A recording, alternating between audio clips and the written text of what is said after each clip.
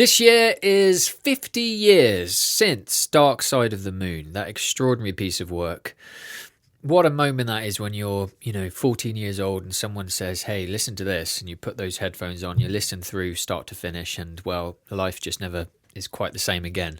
That whole album, in fact, talking about chord progressions, there's a lot of just jamming, really, this kind of going between E minor 9s to A. Really, they'd done a lot of jamming kind of music up to that point. Thank goodness they put some words to the jamming, because, well, the rest is history. But there's one chord progression in this album which I have just always absolutely adored, and for a long time I wondered where it had come from. It's this one, in Breathe. The verse ends on G, and there's a little turnaround,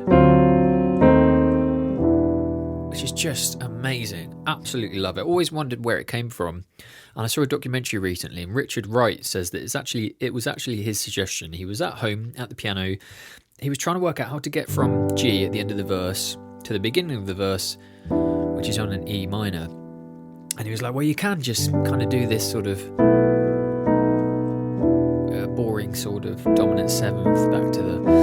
That's a bit boring. And he suddenly remembered this magic chord, which is a dominant 7th sharp 9. Where had he heard that? Well, he'd heard that on Kind of Blue, the Miles Davis album. Again, a masterpiece of recording history. Bill Evans on the keys. And he remembered that chord, and he always wanted to use it in something. It's that Jimi Hendrix chord. Hendrix used it a lot. So if you ever want to spice up your dominant 7ths, rather than just playing, say, a D7, G, add that sharpened 9th above. It's just that extra added, gives it extra added juice. And what he did, though, was he went from there to this diminished chord.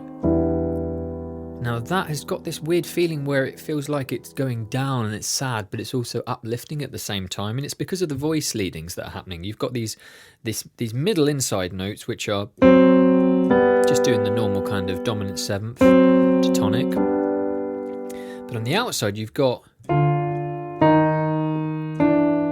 these contrary motion movements, and in fact the top one also goes up. So when you stick that all together, you get... It's brilliant. Let's listen to it in context. So, long you live and high you'll fly, smiles you'll give and tears you'll cry, and all you touch and all you see is all your life will ever be. Just absolutely brilliant. Pink Floyd. Keep them coming, those suggestions. Put them in the comments. I'll try my best to get around them all. See you next time.